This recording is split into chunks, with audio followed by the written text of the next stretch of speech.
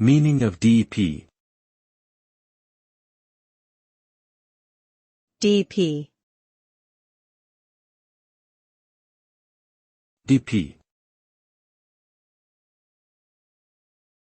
DP. DEP. The abbreviation DEP can have a few different meanings depending on the context in which it is used.